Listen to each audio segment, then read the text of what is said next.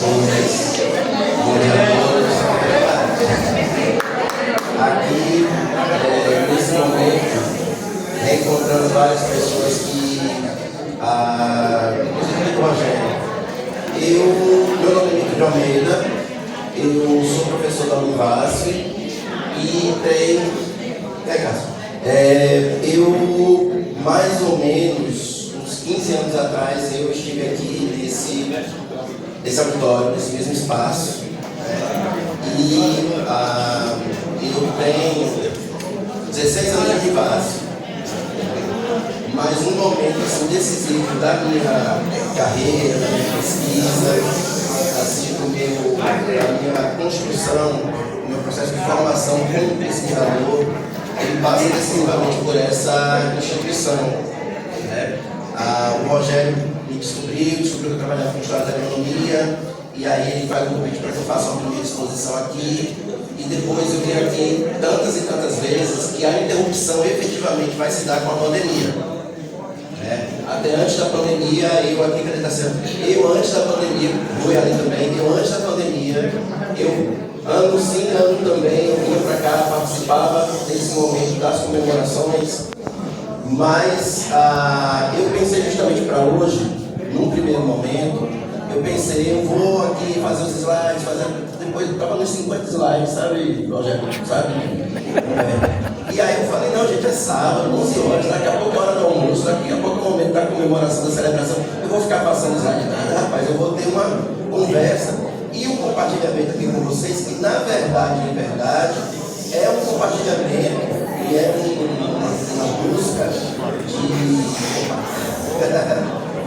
uma busca de retorno com essa própria instituição. O meu trabalho, originalmente, passa pela Escola Agrícola da Bahia, criada em São Francisco do Conde, que depois era criada ainda no Império, e eu, na prática, comecei essa pesquisa ainda no meu PIBIC, ainda na minha iniciação científica, e aí, o que acontece? Dessa pesquisa da iniciação científica, isso vai se desdobrar no mestrado, posteriormente no doutorado. Aí quando eu estou concluindo o terceiro ano do doutorado, eu sou aprovado no concurso aqui da Univasf. E aí eu começo a trabalhar aqui na Univasf com a História das Ciências do Brasil, que é um campo com o qual eu, com algumas idas e vindas, mas eu continuo trabalhando com ele até hoje.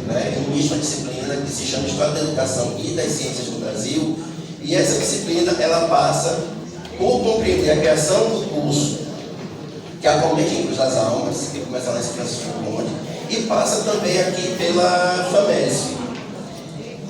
Dentre as várias opções, assim, para pensar como colocar algum tema, alguma questão interessante, algo que seja crucial, algo que seja da ordem do dia, mas ao mesmo tempo para não ficar uma coisa massiva. Então, eu até sugeri também para o grande Zé Humberto que, eventualmente, essa palestra fosse feita pela Ramicele Fernandes, que eu orientei no mestrado, e a Ramicele, ela faz uma pesquisa sobre as mulheres na FAMESP.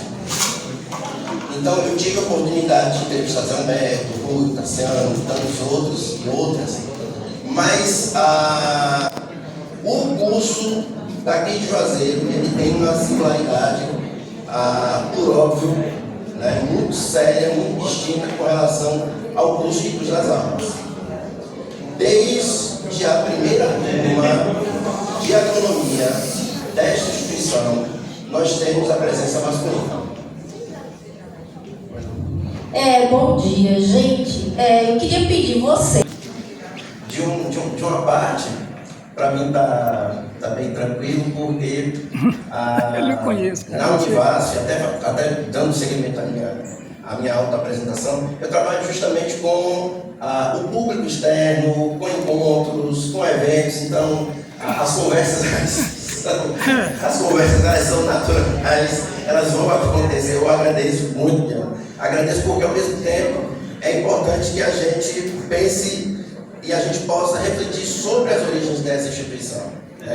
Este curso de agronomia, a Universidade do Estado da Bahia, esse campus, eles são referência. A perspectiva que eu posso colocar, a perspectiva que eu busca enquadrar é sobre a possibilidade de, a partir da FAMESP, a gente trazer alguns temas para pensar a história das ciências no Brasil. Porque durante muito tempo, a atividade científica ficou confinada, restrita, pensada, representada como uma atividade masculina. E se a gente for pensar na agronomia, mais masculina ainda. E aí o que Newton e Ranicelli vão identificar desde a primeira turma, em todos os anos, com exceção de 68 e de 70, desde a primeira formatura, nós temos a presença de mulheres neste curso de agronomia. Para vocês terem ideia da importância disso, em Cruz das Almas, o curso que tem a primeira turma formada em 80, e até a década de 50, né, ela começa em São Francisco de Conde até 1930. Depois ela é transferida para Salvador, vai funcionar em as aulas práticas em Ondina, que hoje é o campus de Ondina da UFBA, e no Hospital dos Imigrantes em Monte Serrada, do outro lado assim, da cidade. Né? E em 43 vai para Cruz das Almas, onde está até hoje. Durante todo esse percurso, até começar a década de 50, o curso de agronomia de Cruz das Almas formou 2 mulheres. E isso é a fase pós-São Francisco do Conde. E a FAMESP vai apresentar o período que a gente vai trabalhar. O título da tese é Somos FAMESP. Por que esse título é interessante? Porque para muitas das egressas e para muitos dos egressos, o que prevalece na memória, o que prevalece no coração, o que prevalece no sentido, o que prevalece na referência, com todo respeito ao NEB e a essa terminologia departamental que vai surgir nos anos 60 para 70, mas internamente, eu me sinto um pouco interno, foi uma coisa quebrada pela pandemia, mas em primeiro lugar, aqui é a Faculdade de Agronomia do MEC São Francisco.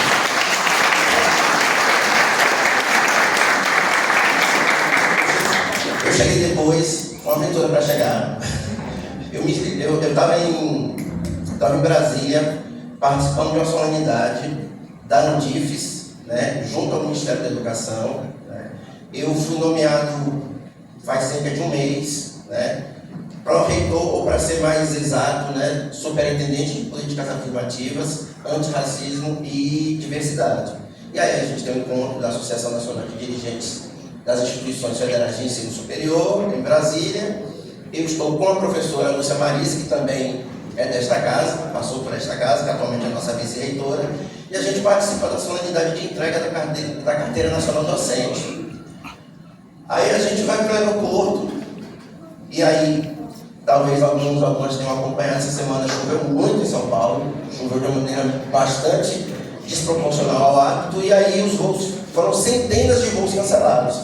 A gente chega no aeroporto, Rogério, diz assim, todos os voos, mas isso tinha sido na quarta, terça para quarta, a gente foi viajar quinta, fim de tarde, início de noite. A gente chega lá, vira funcionária da ATA, todos os voos estão cancelados para Guarulhos e Congonhas. A gente compra assim, todos. Então, lascou, vamos ficar. Aí eu pego e começo a ficar, eu tenho meu compromisso com a turma de 75, eu tenho o compromisso de 50 anos, eu tenho meu compromisso com o Zé Humberto. Aí falando, rapaz, Humberto, estou aqui no aeroporto, está se passando isso. Aí daqui a pouco, tem voo, não tem voo, tem voo, não tem voo. Eu estava me sentindo o João Grilo do Rock da Compadecida, tô rico, tô pobre.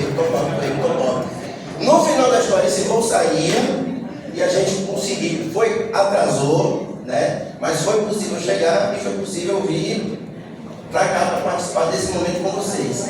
Mas repare, a UNEB, a rigor, a UNEB, ela é de 83. Você tem, inclusive, né, esse movimento de interiorização do ensino superior pela via federal é muito recente.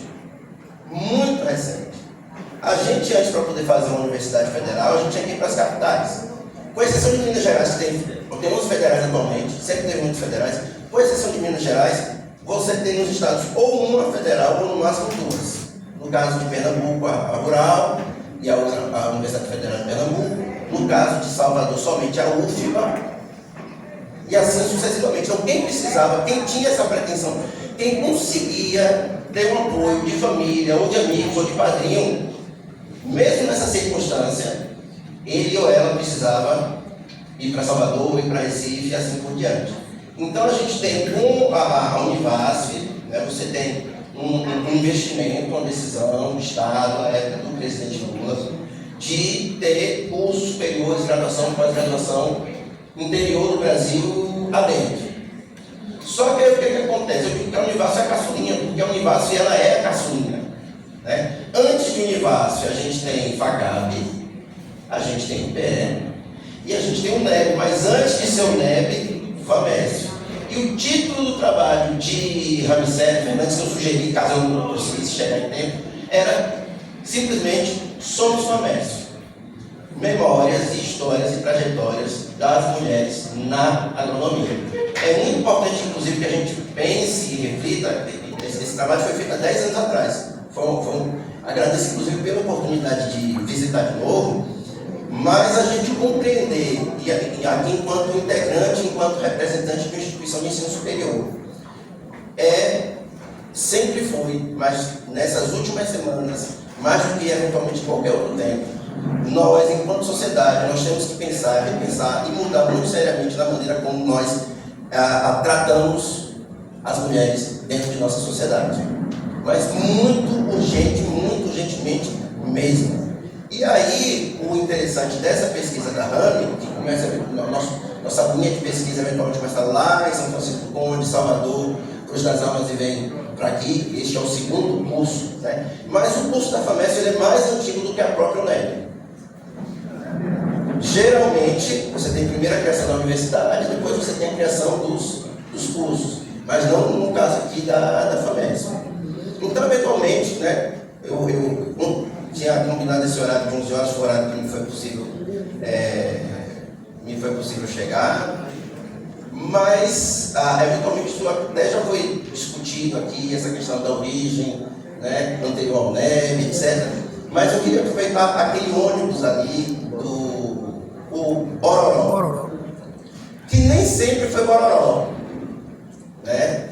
Aí às vezes você que está contando história, você não sabe se é uma novidade para quem está ouvindo ou não. Eventualmente para gerações mais novas, né? O Bororó tem um momento que ele vai, segundo nossas pesquisas, ser chamado de Belo Antônio. Nos anos 60, né, o Bororó ele era chamado de Belo Antônio. É muito conhecida uma determinada música, onde eu não sou cantor, eu não tenho melodia, nada, mas eu lembro muito de um certo refrão: o Bororó da agronomia é o maior. E aí você tem, evidentemente, nas ciências sociais a gente tem que tratar com equilíbrio, né, as coisas como elas são. Você tem um duplo sentido ali nessa colocação que o Bororó da agronomia é o maior.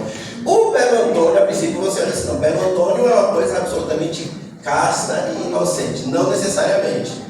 Um filme dos anos 60, um filme italiano, chamado Belo Antônio, tinha um protagonista, Antônio, que seduzia e cantava, né, as mulheres, mas Antônio, até resgatando memórias de vocês, o Antônio não era de nada, né? O Antônio era impotente. Então, talvez tenha sido uma viagem para Montevidéu, porque esse ônibus rodou, né, gente? Esse ônibus, ele é rodado. Esse ônibus, ele correu não só o Brasil, mas além. Então, não sei se numa determinada rampa ele não conseguiu subir, e aí é bonito, e aí qualquer questão com relação ao filme dos anos 60 italiano. É bonito, mas não é de nada. Mas aí, pessoal, o Bororó, espaço de tantas histórias, de tantos encontros e de desencontros, mas o Bororó ele faz parte desse empenho em ir além das divisas, das fronteiras de Juazeiro e de levar a FAMESP para o Brasil, de levar a FAMESP para o mundo. Aí é preciso recordar o que quando a gente começa as pesquisas aqui, o que a gente identifica com muita nitidez. Aqui é uma região onde você já tem uma tradição artística, uma cidade que já tem teatro, uma cidade com bancos, uma cidade com agência de correio, mas uma cidade com uma história social muito densa, porque aqui o Rio São Francisco ele também é conhecido como, deve ser conhecido como Copará, Rio Mar, porque nós estamos em território indígena, esse aqui tudo, esse país todo, aliás, é território indígena. Mas o que é que acontece? A gente chega aqui, Sudene, Codevasf, BNV, Chess e assim por diante. Existe um tronco a partir do qual a gente vai compreender o deslanchar dessas instituições. E eu penso, inclusive, que isso pesou na própria viabilização da própria Univasf. Você tem um curso criado em dezembro de 60, de onde vão sair diversos profissionais que estarão nessas instituições, e aqui a gente tem egressos que trabalham no exterior. Então, é um curso que começa, né, aqui buscando até falar com a geração mais jovem. Gente, quando eu cheguei aqui, eu tinha 30 anos. Tinha 30, 31 anos, agora estou com 47. Né? Mas geralmente a gente tem, quando a gente vai pesquisar, vai fuçar a origem dos cursos de nível superior, a gente vai encontrar muito o quê? Uma movimentação, uma decisão dos políticos, uma decisão, né, das oligarquias. O curso de agronomia da Faculdade do Médio São Francisco, ele é incompreensível se você não leva em consideração a articulação, a mobilização do movimento estudantil. Então foram principalmente estudantes, teve participação dos políticos? Teve mobilização do comércio aqui da região? Teve. Mas qual é o motor primeiro, o impulso primeiro e que perseverou para que esse curso fosse criado, que inclusive funcionou certo tempo na Sociedade dos Artífices? Foi o movimento estudantil. Então a gente tem dentro da nossa linha de pesquisa, vamos dizer assim, dois eixos fundamentais. Levar em consideração as movimentações do Estado, das organizações, dos departamentos, dos ministérios, mas olhar também para a sociedade civil. E aí o movimento estudantil ele foi crucial, decisivo, fazendo os documentos, fazendo os abaixo-assinados e fazendo a busca para conseguir efetivamente a criação. Obrigado. Para a efetivação da faculdade do Médio São Francisco. Então, a gente tem desde a primeira turma mulheres, e a gente faz uma organização do trabalho em 3 momentos. O antes de ingressar no curso, a atuação, né, o aprendizado, e depois a vida profissional, né, a atuação profissional. Então, nós entrevistou 8 farmacianas, né, e todas tiveram uma carreira profissional bastante bem sucedida, atuando na EPABA, né, Empresa de Pesquisa Agropecuária da Bahia, como muitos de vocês, na Embrapa, né, não só aqui na Embrapa Semiárido, mas outras, né, Secretaria de Agricultura e assim sucessivamente. Então, essa história a gente tem que olhar ela em 3 momentos. Por quê? Porque se você olha somente para o currículo Lattes, parece que tudo foram somente flores.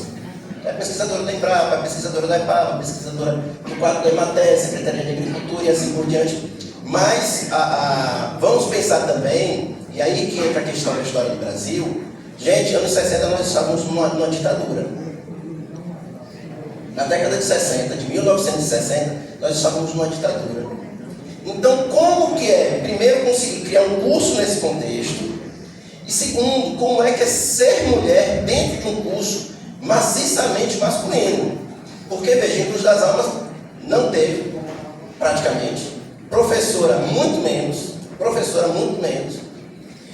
Mas aí, nos anos 60, a gente tem, ao redor do mundo, a gente tem as manifestações dos movimentos estudantis, dos movimentos sociais, mas aí a gente pode pensar, existe já uma certa cobertura sobre isso com relação, volto, às capitais. Mas como é ser mulher e encarar, fazer um curso superior com a maioria dos colegas homens, levando em consideração a mentalidade daquela época, daquele período? Então, qual que é a conclusão, qual que é um dos achados da nossa pesquisa? Porque geralmente quando a gente pensa nessa entrada da mulher dentro do espaço profissional, tem 2 movimentos básicos. Ou só vai se colocar o horizonte machista, ou então você tem a perspectiva estritamente feminista, onde tudo vai mudar, tudo vai ser transformado. E quando a gente vai para os documentos, quando a gente vai para as memórias, quando a gente vai para as histórias, o que a gente vai identificar fazendo o que a minadora chama de spoiler, indo logo para o resultado, antes do andamento da coisa. Estas mulheres que fizeram agronomia, elas tiveram, né, a dupla tarefa e o duplo êxito de ter e desenvolver sua vida familiar e de desenvolver a sua vida profissional. Que geralmente quais são as opções que se colocam? Ou você vai ter sua carreira ou você vai ter sua família. Os dois não dá. Aí o que é interessante dessa pesquisa? Geralmente a gente vai pensar nos anos 60 como um momento que só vai se impor a vontade de pai e mãe. Só vai se impor a vontade da família. Mas o que das 8 a 7 tinham conexão com a vida do campo, com a vida rural? Seja de morar, seja de ser o sustento dos pais, seja de ser o momento de passar férias. Então, uma coisa que às vezes é bastante, que vai aparecer, fez agronomia porque não tinha opção. Isso vai ser um componente, era o único, era o primeiro curso de nível superior aqui da região. Mas, por outro lado, essa experiência anterior, essa experiência prévia, esse hábito de acordar cedo, enxada, tirar a leite da vaca, muitas das moças já tinham andar a cavalo. Elas já traziam isso. Então, para algumas destas personagens, você não tem uma ruptura, você tem uma continuidade. Que aí, de novo, não criou a universidade, criou a faculdade, mudou tudo. Não necessariamente mudou tudo. E aí tem uma outra coisa que é muito interessante acerca dessas moças que tiveram a generosidade de conversar com a gente. Uma outra coisa muito importante de ser pontuada, de ser ressaltada, é que elas queriam, elas desejavam e elas deixavam bastante claro para as suas famílias que elas iam estudar. Eu vou fazer meu curso superior, eu vou ter minha independência. Aí a gente já tem um componente para pensar as relações entre homens e mulheres muito sério. Então, estas moças, elas não abandonaram o projeto de ter família, de casar, de ter filho, elas não abandonaram, mas estava muito bem demarcado. Eu vou ter a minha vida profissional e eu vou fazer o curso superior. E aí os pais, como é que... E aí os pais, como que vai fazer? Porque, de novo, ou é essa emancipação total, bruta e abrupta, ou é só o que a família quer. O que é interessante no caso da FAMESP, das FAMESPianas, pelo menos das FAMESPianas que a gente entrevistou, foi essa sagacidade, esse equilíbrio de conseguir, olha meu pai, eu vou fazer, olha minha mãe, eu vou fazer o curso superior, eu vou fazer. O que é um sinal dos tempos, e que é um curso, que é um momento interessante, repito, isso não era comum no Brasil. As mulheres, elas estavam, de uma maneira geral, fora das instituições de ensino superior, de uma maneira generalizada. Em 1879, a gente vai ter uma lenda no Império que descriminalizava, vou dizer assim, a Lei Leôncio de Carvalho, ela descriminalizava as mulheres nas faculdades, ou seja, não é mais proibido.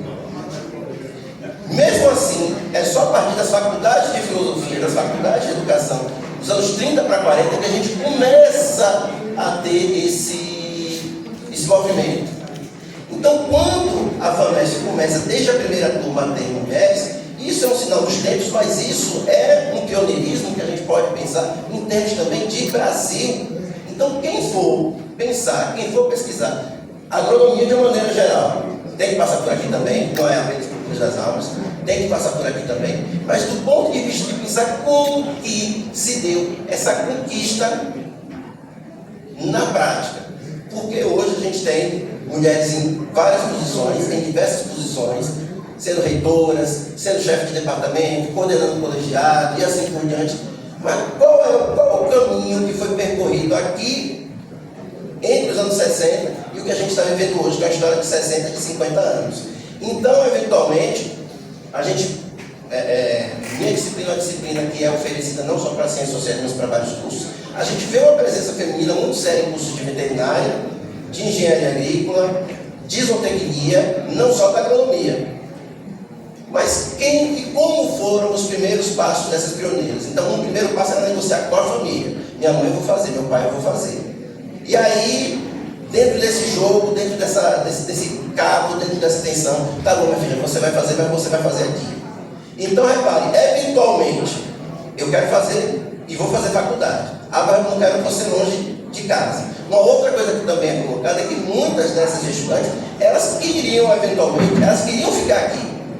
Elas não queriam ir para Salvador, elas não queriam ir para Recife, pelos vínculos familiares. Então, a gente tem que buscar compreender como a palavra primeira e a palavra final, nesse caso, foi dada por essas moças. E, eventualmente, essa decisão de não vou sair de Juazeiro, não foi uma coisa que os pais impuseram, mas foi uma escolha, foi uma determinação das próprias filhas para ficar perto de painho e ficar perto de maninha.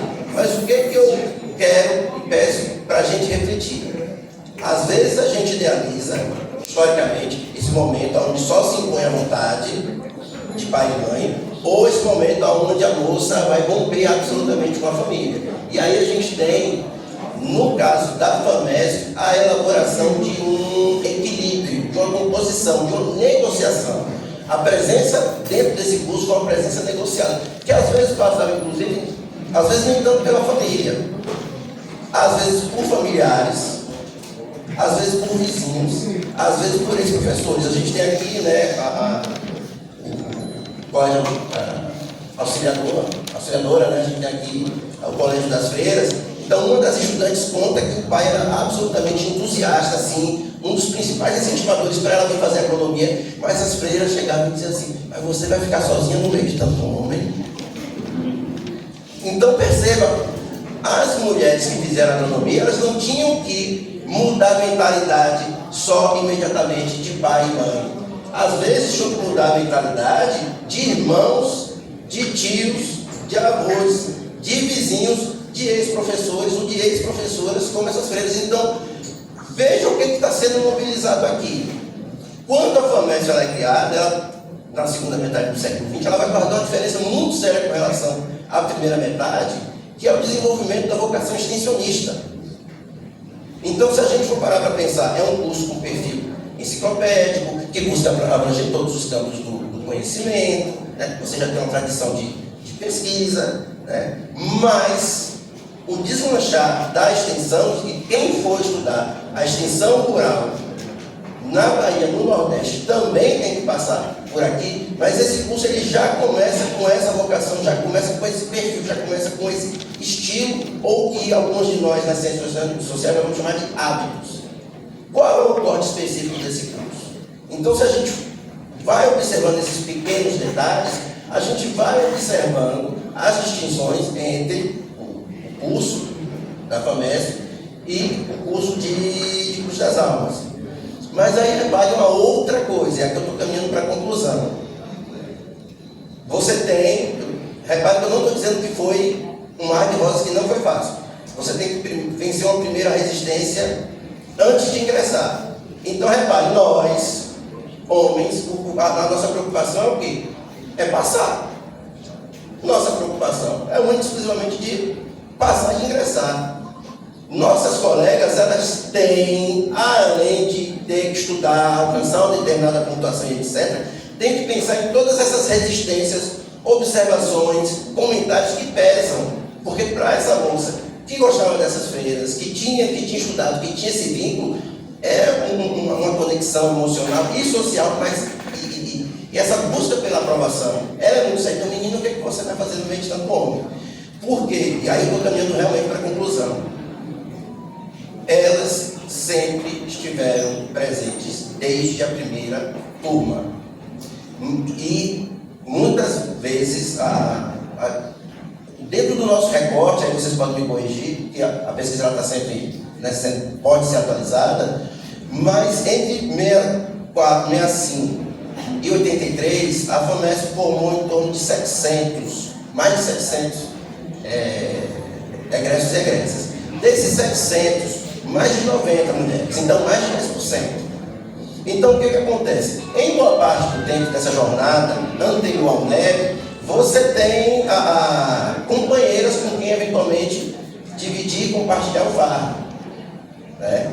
Esse próprio Bororó, esse tão saudoso Bororó ou Pelotônio, era um espaço de encontro, mas às vezes também era um espaço de constrangimento, de determinadas piadas, de determinadas brincadeiras. E, inclusive, uma das nossas entrevistadas dizia o seguinte: olha, a gente filtrava. Se era alguma coisa do nosso interesse que nos valorizasse, a gente dava sequência. Se fosse algo que não fosse do nosso agrado, alguma coisa que não fosse respeitosa, a gente fazia de conta que não estava ouvindo. Então você tem também, e isso vai se repetir também no ambiente de trabalho. Mas qual que é o ponto que eu quero ressaltar? A FAMESP, desde o início, vai ter engenheiras no plural, então elas estarão em minoria, mas não estarão sozinhas. Mas tem um segundo componente que nos interessa do ponto de vista da história da ciência, que é o que você se prepara para entrar, você entra, você cursa e depois você vai para o seu momento de exercício profissional.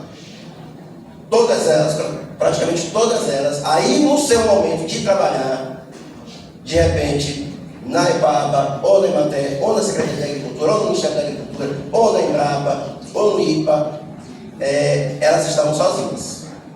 Nos anos 60, nos anos 70, nos anos 80, elas estavam sozinhas, e estavam sozinhas não só do ponto de vista dos colegas, mas muitas vezes no momento do trabalho em campo, no momento de trabalhar com técnicos rurais, no momento de atuar junto ao público. Este público era um público masculino. Então, o que é interessante é notar, é visualizar a perseverança, o jogo de cintura, o traquejo, vou usar uma palavra que hoje está muito em evidência, a resiliência, de mesmo em uma situação minoritária, adversa, de fazer o seu exercício profissional, de prevalecer e de vingar no bom sentido dentro de uma carreira. No entanto, o trabalho, o cotidiano dessas moças era de um trabalho duplo ou triplo, como era a maioria das mulheres brasileiras. Porque o que é que acontece com nós homens, geralmente, principalmente nos anos 60 até os anos 80? A gente chega em casa, acabou a nossa jornada de trabalho, para as mulheres, começa a segunda jornada. E aí a gente tem uma situação de desequilíbrio que vai incidir em menos tempo para participar de evento, em menos tempo para publicar artigo. Então, eventualmente, quando a gente olha para as revistas, não, tem mais homem publicando do que as mulheres, é porque os homens são mais competentes ou têm mais aptidão do que as mulheres. Não, as condições de vida são distintas. E, muitas vezes, você tem essa determinação de dizer: eu vou tirar esse momento aqui para cuidar de minha filha, de meu filho, do meu esposo, e aí isso impactar e isso repercutir na vida acadêmica. Então nós homens não temos nenhum componente inato, que não tem nada disso. O que a gente tem que pensar e o que a pesquisa vai trazendo, são as condições sociais para você realizar esse exercício. Mas aí, pessoal, caminhando aqui para a conclusão, né? Porque essa é uma história e essa é uma memória que, na verdade, pertence a vocês, que é muito mais de vocês. A gente tem, a partir dessas histórias, a possibilidade, inclusive, de entender essas mudanças institucionais, né? EMATER, PAB, PDA. Então, no que a gente vai, no que elas vão nos contando sobre sua vida profissional, a gente vai ter um painel, um mosaico sobre as políticas agrícolas aqui no nosso estado. Então, não é uma... Tem um termo que às vezes é utilizado no sentido de diminuir ou de desqualificar. Não é uma pesquisa identitária. É uma pesquisa que reconhece a identidade, que reconhece o pertencimento, mas que principalmente identifica com clareza que o jogo para elas, essa caminhada, ela foi muito mais difícil do que para nós. Então a reflexão que eu trago e que eu concluo é: a gente pega o currículo, olha ali, fez o PIBIC, fez extensão, etc., né? E a gente tem como uma coisa fantástica. E a gente olha para esses currículos e a gente celebra. Só que nas entrelinhas, a gente tem muitos caminhos e muitos descaminhos até poder se estabelecer. Então, muitas vezes, dentro da história da ciência, o que acontece? Quem inventou, quem descobriu, quem publicou. E esses são momentos efetivamente cruciais, né? Quem cria, quem inventa, quem publica. Só que a história das ciências, ela tem buscado, e aí eu utilizo esse exemplo, esse caso, esse estudo de caso, para que minhas turmas reflitam, né? Inclusive, tem uma coisa que eu estou 16 anos. Eu tenho 16 anos de Univas. Às vezes o pessoal me chama de mocinho, jovenzinho, mas está diminuindo, está diminuindo, né? Mas em 15, 16 anos de trabalho na Univas, Luciana, nunca ninguém contou uma piada machista na minha sala. Eu fui ter esse estalo assim, esse ano que eu tive esse estalo, né? Então, assim, a maneira como a gente vai levando, conduzindo o nosso trabalho, mas principalmente a disciplina, ela é determinante, né? E é determinante também perceber, e aí contando a história dos homens, porque essa história da família das mulheres também é a história dos homens, é interessante o que elas nos trazem de mudança, muitas vezes de visão, de atitude, de concepção desses rapazes, porque eles estão diante de iguais. Você está fazendo matéria também, eu estou tirando nota maior do que você, que é uma outra coisa também para a gente refletir na injustiça embutida nisso, né? Das minorias terem que fazer o dobro, o triplo, para poder serem visualizadas. Uma coisa que é muito trazida nos depoimentos é a gente tinha que eventualmente tirar as maiores notas para que a gente pudesse ter um respeito, uma consideração maior. Então aí você já percebe que não é espontâneo. Você percebe que tem que ter um empenho muito sério. Mas aí, qual é uma coisa interessante também que a pesquisa vai trazer? Eventualmente, com os colegas, a despeito de determinadas representações, ideias, mas de uma maneira geral, você vai ter a construção de uma situação mais horizontal, mais equilibrada. Mas com relação aos professores, e aí elas não falavam os nomes dos professores, né? Inclusive, Ramicela utilizou a estratégia de, que é uma coisa que a gente faz muito na história oral, no lugar de adotar o nome da pessoa, utilizar um outro nome, ou um acrônimo, um acrônimo, né? E aí, a opção da Ramicela foi pelos nomes de flores, né? Rosa, Margarida, Gardênia e assim por diante. Então, uma das estudantes fez muita questão, Luciana, inclusive, de dizer o seguinte: a maioria dos professores era muito gentil. Mas tinha dois, e aí ela não vai dizer, mas tinha dois que ficavam dizendo pra gente assim: por que você está aqui? Lugar de mulher na cozinha. Por que você está aqui? Por que você não desiste? E aí eu quero concluir esse momento, né? É sábado, deixo os 50 slides para lá. Imagine que penitência fica aqui, passando 50 e tantos slides, porque o conceito, porque a teoria, porque né? Eu concluo, né, destacando, né, o quanto este curso é um curso vitorioso, mas eu quero destacar principalmente o quanto essas comercianas, né, foram e são vitoriosas. Elas não desistiram, né? Elas não desistiram. E parte, né, paredes não dão aulas, né? O que fica é o ensino, o que fica são as ideias, o que fica são os valores, o que fica são as habilidades, o que fica são as competências, né? Estas mulheres não desistiram, a despeito de ter que convencer pai, mãe, irmão, vizinho, ex-professor, etc. E parte do que a gente tem hoje, né, seja em termos de outras visões, outras relações, mas também em termos de contribuição na pesquisa agronômica, na extensão e no ensino de agronomia, passa por essas moças. Então eu queria aqui concluir com uma salva de palmas para as comerciantes.